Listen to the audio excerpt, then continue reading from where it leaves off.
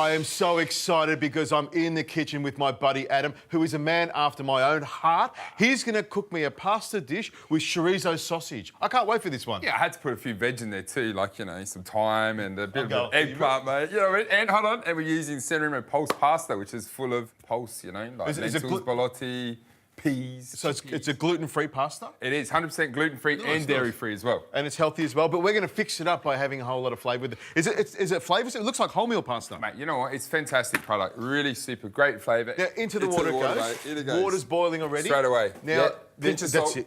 It's got to taste like the Mediterranean Sea, doesn't it? I love when you say that, mate. I love it. I think you might need some more salt in there because I think, you know, there wasn't enough in there. It's just you and me, mate. I'm glad you're doing it because I get in trouble. We can have fun. We can put as much as we want in there. there. I'll start off. We need to get a good amount of extra virgin olive oil. Okay, no worries. I'm not being shy, all right? Well, you know, you can stand there for a couple of minutes and make sure you get plenty of olive oil in there. You dice that onion for me, mate. Because that's what gives it lots of flavour. Now, I'm really looking forward to this one. That pulse pasta is interesting because I have a lot of friends that are gluten-free and you want to have something that you can give them.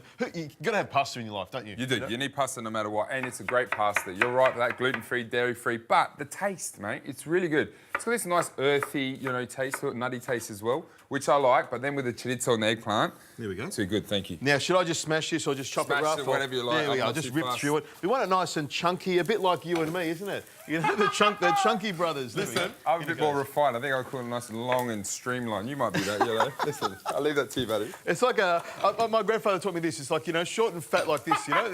That's you and me together. There you go. Clever man. Now, thank you very there's much. a thyme in there. Well. It looks like I'm doing all the work. You are, I've chopped the onions, I've chopped the garlic. Now, this is my mate sausage, you know, sausage. Yeah, in Italian, we call it exactly, sausage. exactly. So beautiful chorizo sausage. Well, chorizo is not Italian though, is it? No, chorizo's not. It's Spanish. But if you wanted to, you could grab some cacciatore, which is the Italian version. Yeah? Beautiful. Or something that my grandfather used to do. He'd get the sausages from out of the fridge, and it would squeeze the meat out of the skins. Take all the meat out and leave it in case. Ah, nice. There we go. Smart man. Now it looks like it's my dish, so I'm going to take over. You know what? I've got some lovely eggplant here that I'm going to slice up. Look, Rich, I think we've been doing this for that many years, mate. We're starting to, you know, just fall in sync together. It's like a beautiful harmony. Like yin and yang. There we go. Now, what I've got to do is slice this nice and thin for the dice. You want it all to come together, don't you? Yeah, I do. Yeah.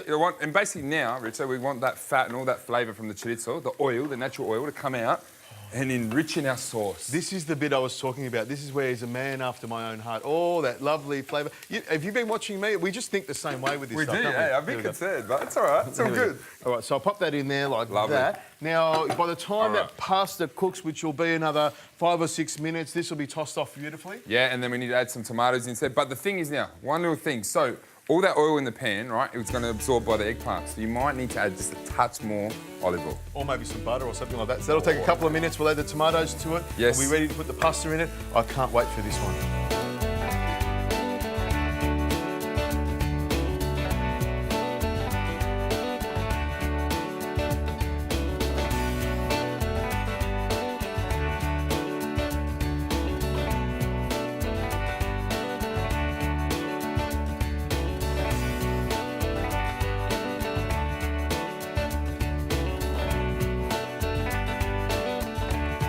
All right, Richo, I reckon our pasta is cooked, so she's in there for about 6-7 minutes. That's pretty quick for pasta, isn't it? So it cooks a lot quicker. Definitely. Nice. Straight out of the water, into the pan. Come on. Yeah, you don't want to muck around. And the water that's in there, you're not draining it off. It's actually improving the sauce and giving it shine, as you like to say. There we go. So I learned a few things, haven't I? And it's full of flavour as well, yeah? It looks like wholemeal pasta, which is probably a good size. If I was feeding it to my kids, I would have to put a lot of sauce in it because it doesn't look like wholemeal pasta now, doesn't it? It's great for the kids. My kids eat this every week now, and they don't know they're having all those beautiful pulses in it, which is fantastic. Nice, nice. You don't want kids to know they're eating healthy food, the most important thing. Now, pine nuts go in there. Yeah, in they go. Toasted already. You can buy them toasted, apparently, or you can toast them yourself. That's just for texture and crunch, yeah, obviously in there. Now, I'm going to put the parmesan on top of this, aren't I? I'm going to put it in here. Mate. Okay. You put it in the pan as well. Normally, I put it on the top. No, pan. Why? Because I want to enrich in the sauce, right? Just like you, nice and rich and full of flavour. Yeah, there we go. But it actually helps to thicken the sauce, okay? So cheese works in that Funny way. Just like you. Mix. Yeah, there we go. Hey, come on. There we go. All right, let's give that little flick through again. All right, and I've got While some- I'm doing that, Yep. just tear some basil into it for me, Richard. Nice, Come on. nice. And the thing is with basil, you got to tear it. You don't cut it, you tear it off and throw it through. You're and a this is the man after basil. my heart, buddy. Look at that. Oh my Yes. goodness, there we go. Look at that. Look at the colours. And as soon as you tear it, as soon as that basil hits the heat, you can really smell the basil coming together. The aroma Now, is I've unbelievable. got the plates here. You're going to So serve I'm that going to up. ladle it today. I'm going to be Okay. nice and gentle.